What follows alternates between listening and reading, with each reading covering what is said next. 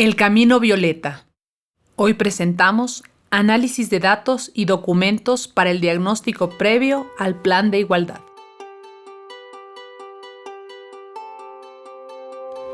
Hola, soy Gabriela Ortiz, directora ejecutiva de la Fundación Nacional para la Participación de la Mujer. Bienvenidas y bienvenidos a esta nueva edición de El Camino Violeta, un programa de la Fundación Nacional para la Participación de la Mujer que busca visibilizar y articular todas las acciones que nos encaminan hacia la equidad de género. Uno de los principales planteamientos del nuevo Reglamento General de la Ley Orgánica para Impulsar la Economía Violeta, que fue publicado en el Registro Oficial el 24 de noviembre del 2023, es que las empresas que tengan 50 o más trabajadores deben presentar un plan de igualdad al Ministerio de Trabajo para determinar cuáles son los aspectos que debe considerar con el fin de alcanzar la equidad de trato y oportunidades entre hombres y mujeres. De acuerdo con el nuevo reglamento, el primer paso previo al plan de igualdad es elaborar un diagnóstico para conocer la situación de la empresa en términos de igualdad de trato a hombres y mujeres. El análisis debe incluir 11 elementos principales, entre los cuales encontramos la actividad del empleador, el número de trabajadores tanto de hombres como de mujeres, el acceso a la formación y capacitación de sus empleados, los procedimientos para promociones y ascensos, la identificación de la participación femenina en cargos tomadores de decisiones, la retribución económica e igualdad salarial, el ejercicio corresponsable de los derechos de la vida personal, familiar y laboral, la presentación de la participación femenina en el espacio de trabajo, entre otros. El programa de hoy busca que profundicemos un poco más sobre la importancia de este diagnóstico. La Fundación Nacional para la Participación de la Mujer cuenta con su programa de implementación de la Ley Violeta, en el que buscamos apoyar a empresas y organizaciones que quieran implementar estos procesos, no solo por cumplir la ley, sino para cambiar su cultura organizacional. En el programa anterior, revisamos las generalidades e importancia de la autoevaluación y el diagnóstico. En este programa revisaremos todo lo que respecta al análisis de datos, documentos y relaciones dentro del contexto empresarial. Como vimos, para la implementación de las buenas prácticas es necesario que cada organización o institución parta desde un diagnóstico que le permite evidenciar los problemas o necesidades específicas que tiene. Esta autoevaluación permite identificar la existencia de posibles desequilibrios o desigualdades entre las mujeres y los hombres que dificultan una optimización de todos los recursos humanos en igualdad de condiciones. Hoy, en el Camino Violeta, dialogaremos sobre la importancia del análisis de datos, los documentos y las buenas relaciones dentro del contexto empresarial. Iniciamos. Damos la bienvenida a Galo Flores. Él es CEO de la corporación Rippling Innovation. Es arquitecto de profesión, pero autodidacta en varias áreas. ¿Quién eres y por qué decidiste trabajar con mujeres? Bueno, primero que nada, un caluroso saludo a esta iniciativa de dar mayores voces y mayor escucha a la problemática de mujer en nuestro país. Para mí es siempre un honor, y tú dices, bueno, ¿por qué trabajar con mujeres? Es porque estamos rodeadas de mujeres. Yo sí me considero bendito entre ellas porque tengo esposa y 2 hijas. Entonces, en la casa ya tengo minoría, pero eso también denota un tema de una responsabilidad a futuro, porque lo que hemos vivido desde nuestra niñez, juventud, adolescencia, y ser sensibles a lo que uno como varón vive, a lo que las mujeres han vivido en ese mismo trayecto, digamos así. Yo estoy llegando a los 50 años, te das cuenta de que ha habido muchas diferencias. Y como padre ya uno no quiere que esas diferencias sean factores o situaciones que, en este caso, mis hijas vivan, ¿no es cierto? Entonces, esa sería una primera motivación del por qué con mujeres. Lo otro, luego tuve la oportunidad de estar en 2 momentos en 2 ministerios en el gobierno anterior. Uno acompañado gracias a una mujer espectacular como es Mae Montaño. Fui su subsecretario de emprendimiento. Y luego en el Ministerio de la Producción, ahí impulsamos y dimos espacio a que se fortalezcan ciertas acciones con organismos internacionales como ONU Mujeres, como la GIZ, en los cuales ya atendemos la problemática directamente. El poder haber analizado profundamente, porque tanto en el MIES como en el Ministerio de la Producción hay un vacío gigantesco de una oferta para dar condiciones óptimas para que las mujeres sean exitosas. Entonces esa es otra de las razones del por qué ahora tengo mucho más claro qué acciones uno tiene que tomar desde el lado privado, desde la función pública y desde también la academia, que es otro espacio donde muchas mujeres sus espacios y sus potencialidades no están tomadas al cuento al 100%, ¿no? Muchas gracias, Galo. Una buena práctica para la equidad de género comprende las acciones y experiencias afirmativas o positivas implementadas por las empresas cuya finalidad es la generación de condiciones de igualdad que contribuyan a la eliminación de las brechas de género. Sin embargo, antes de que éstas sean implementadas, el primer paso que debe realizar una empresa para lograr los objetivos enfocados en la equidad de género es una autoevaluación o un diagnóstico de cómo se encuentra este componente. ¿Por qué es importante el diagnóstico, Galo? Como para todos, si es que estuviésemos yendo a una inspección médica, necesitamos un diagnóstico para tomar un punto base, una línea base de dónde nos encontramos. El otro día hablaba con alguien justamente que está actualmente en el Ministerio de la Producción, me decía, no, pero yo vengo del sector público, del sector privado y no siento que haya diferencias entre lo que yo he tenido como experiencia con mis compañeras en la empresa. Y eso denota justamente de que puede que en la situación cercana de un círculo pequeño de donde él ha trabajado no haya diferencia. Pero ese no es el contexto real de lo que estamos viviendo en nuestro país. Otro argumento es que dicen el hombre, bueno, ¿y cuándo se van a preocupar de la violencia que como hombres recibimos? Y ahí hay que entender también de que tenemos que hablar sobre una estadística, ¿no es cierto? Estamos hablando de que 7 de cada 10 mujeres ha tenido algún tipo de evento de violencia, cualquiera que estos fuera, psicológico, económico y tantos.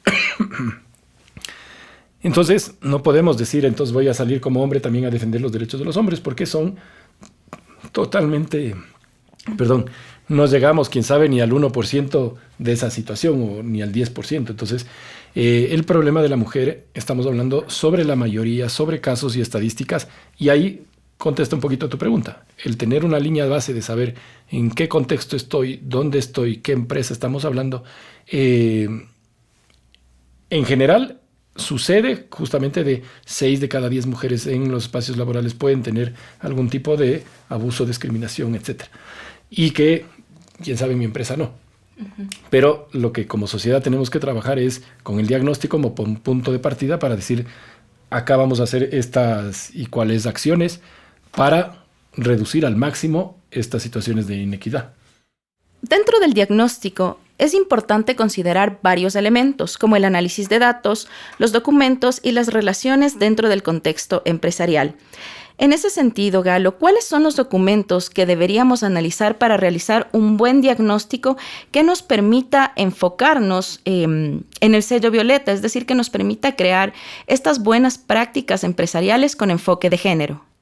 Los documentos propiamente, más allá del estándar de cualquier contratación, sea hombre o mujeres, yo creo que es importante el que en ningún momento se desvíen de que por ser mujer, prácticamente como antes en el perfil de uno decían no ponga fotografía para que no se juzgue por la apariencia física de una persona, ¿no es cierto?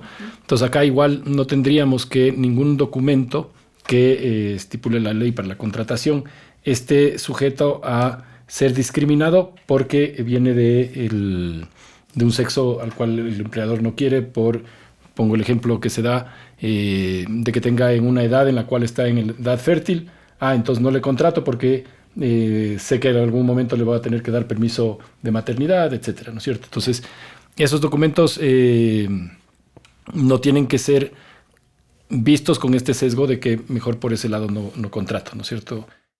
¿Y tú crees que es importante que esto, por ejemplo, esté normado? Es decir, existan reglamentos internos que permitan tener documentos que no discriminen a las mujeres o que no discriminen en cualquier sentido para, por ejemplo, hacer una contratación. Sí, bueno, personalmente mi criterio es que muchas veces cuando ponemos demasiados documentos, siempre va a haber la opción de darle la vuelta de alguna forma, porque el documento a la final es un elemento frío.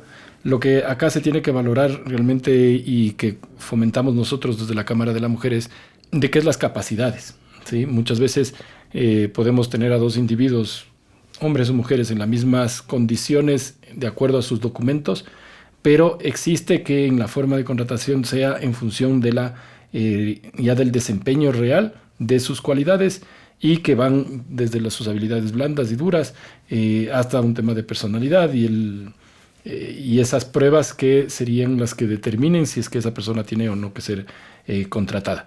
Y eso luego también pasa en la fase que cuando están en la empresa y tienen todos los méritos para seguir escalando dentro de la empresa, muchas veces se ven las mujeres limitadas por estos mismos sesgos y estas mismas discriminaciones, ¿no es cierto? Entonces, el documento sí son necesarios.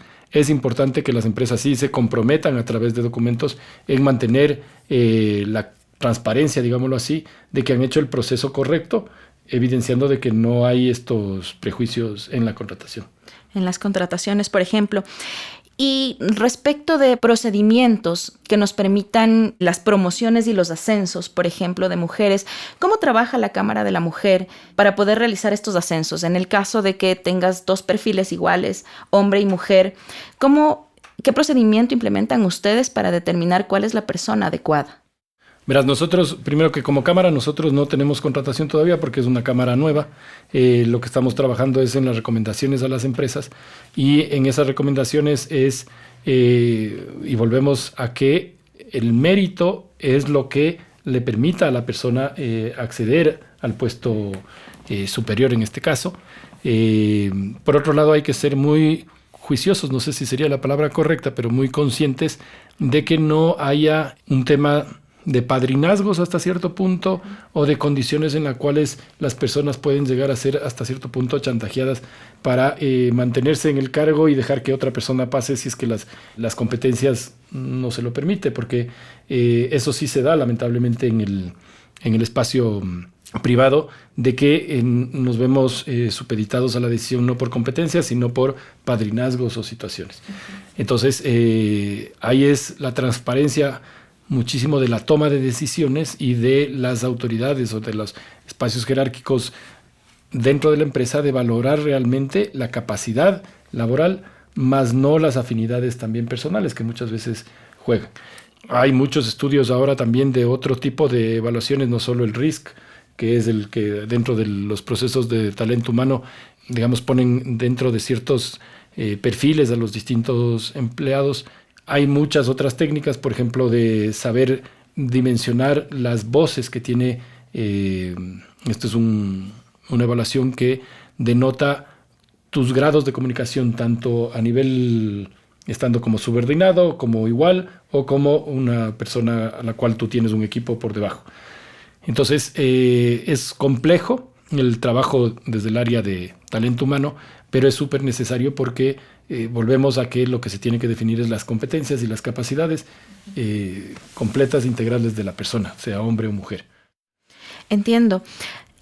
Otro de los elementos del diagnóstico es precisamente lo que acabas de mencionar, las relaciones que existen dentro de la empresa. ¿Cómo podemos medir las relaciones para poder obtener datos cualitativos o cuantitativos que nos permitan contribuir al diagnóstico empresarial? Bueno, ahí es un juego de varios elementos. Lo uno es, y esto que se trabaja mucho de la calidad de espacio donde uno trabaja. Es mandatorio que la toma de decisión, los ejecutivos que son los que toman decisión, estén muy sensibles a, primero que nada, poner las bases de que en su empresa no se va a permitir, por ejemplo, de la discriminación entre pares, entre superiores a inferiores, de que no haya un tema tampoco desde el diálogo o desde el lenguaje. Por ejemplo, culturalmente nosotros dejamos pasar mucha terminología o muchas palabras que históricamente las hemos visto que son normales, normalizamos, pero que a la final son destructivas en el ambiente laboral. Entonces, el caracterizarle normalmente es que las mujercitas no hacen esto, hablar con la mujer como que con el diminutivo, automáticamente es una forma de no equidad, o sea, de discriminarle o asumir desde el lenguaje de que la mujer es débil o no tiene las competencias para algunas cosas. Por otro lado, ya en el tema de decisiones, esto que te mencionaba de saber escuchar a los equipos es importante y generar la confianza suficiente en todo el equipo de trabajo de que la mujer como el hombre por igual son respetados y por ende la mujer nunca va a estar y se va a sentir en espacios seguros para que si es que en su momento necesita acercarse a una supervisora o a su colega para denotar cualquier cosa, tenga esa apertura, porque lo que se ha notado mucho es de que los espacios no son espacios seguros, entonces la mujer entra en procesos o en ciclos en los cuales pueda recibir mayor carga laboral, porque piensa que si es que no dice, mira, ¿sabes qué? Yo tengo un fin de semana, por ponerte un ejemplo, tengo que cuidar a mi hijo, etcétera, le van a decir, entonces tú ya no puedes someterte a la cantidad de trabajo que te estoy asignando. Y tradicionalmente la estadística arroja de que a la mujer siempre se le sobrecarga que al hombre dentro de la empresa en los distintos niveles, sea esto que esté en una gerencia o que esté en un plano normal, ¿no? Estoy con Galo Flores, con quien estamos analizando algunos de los elementos que debe contener este diagnóstico. Galo, además de estos 3 elementos que han sido mencionados ahora en esta intervención tuya, ¿qué otro elemento crees que debe ser añadido para realizar un buen diagnóstico en un contexto empresarial con enfoque de género? A ver, yo creo que es importante al asumir estas nuevas políticas, estos nuevos procesos que se hacen a la interna, es no llegar a un tema de rompimiento o de situaciones demasiado poco flexibles, ¿no es cierto? Porque culturalmente sabemos de que tenemos que irnos adaptando en el tiempo. Te voy a poner un ejemplo de que si entráramos nosotros a una empresa en la cual actualmente todos los operarios son hombres porque manipulan hierro, ¿no es cierto? Y tenemos desde la persona que tiene el montacargas, el que opera el hierro, desde el que mete en la fundición, todos ellos son hombres, ¿no es cierto? Y son situaciones reales. Esto no quiere decir de que esta empresa esté infringiendo un tema de equidad. Es un tema cultural de que tenemos una tendencia a que el hombre suele ser conductores de máquina pesada, por ejemplo. Entonces, ¿qué tiene que hacer la empresa? Es buscar mecanismos para que haya un incentivo para que las mujeres que tienen, y pongo el ejemplo, en las grandes máquinas que vemos de los sitios estos que se transportan los containers en los puertos más grandes del mundo, se ha evidenciado que muchas veces la mujer es la más precisa y ha roto un poquito el esquema tradicional de que era un puesto ocupado por un hombre.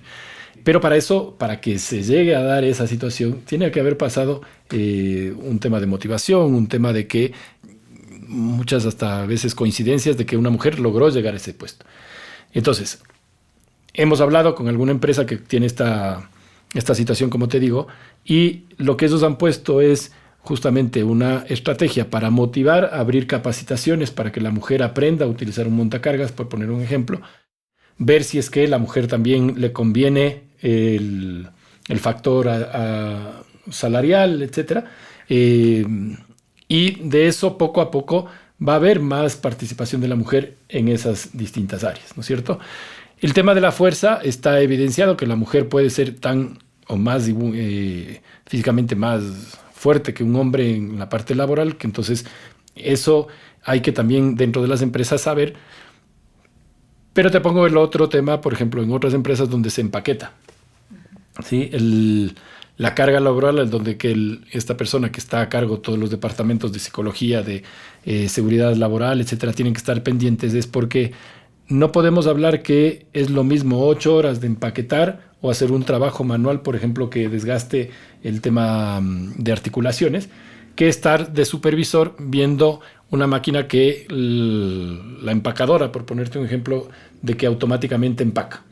Hay un proceso que después del empacado, digamos, de unas papitas fritas, hay las mujeres que son las que normalmente ponen el paquete en la caja, ¿no es cierto? Entonces, la sensibilidad de la empresa está en decir, a ver, físicamente el desgaste puede que no pese la funda de papa frita, pero si estoy 8 horas constantemente metiendo una tras otra, el desgaste físico también puede llegar a ser mayor que en la persona que está cargando en horas o por minutos algo muy pesado.